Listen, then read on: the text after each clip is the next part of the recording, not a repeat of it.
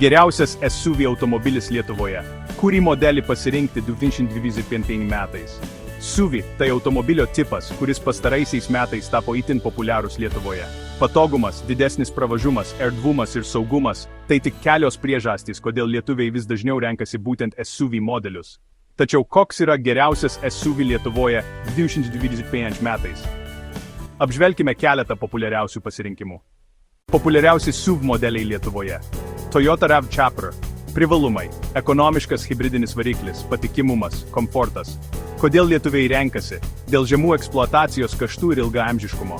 Kaina – nuo 30 eurų. Bagažinės talpa 560 litrų. Škoda Kodiaq. Privalumai.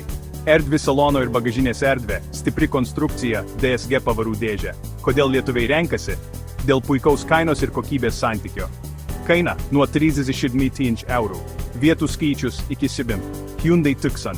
Privalumai – modernus dizainas, daug technologijų, efektyvūs varikliai. Kodėl lietuviai renkasi?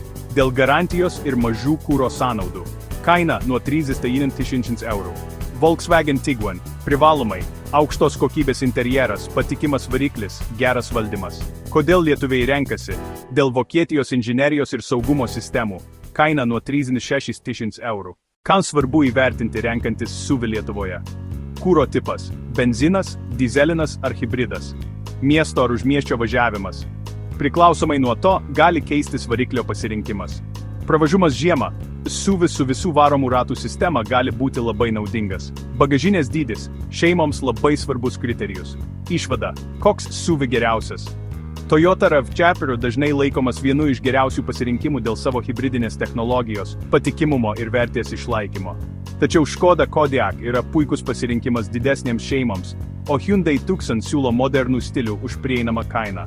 Rekomendacija – išbandykite keletą modelių testinių važiavimų ir įvertinkite pagal savo poreikius.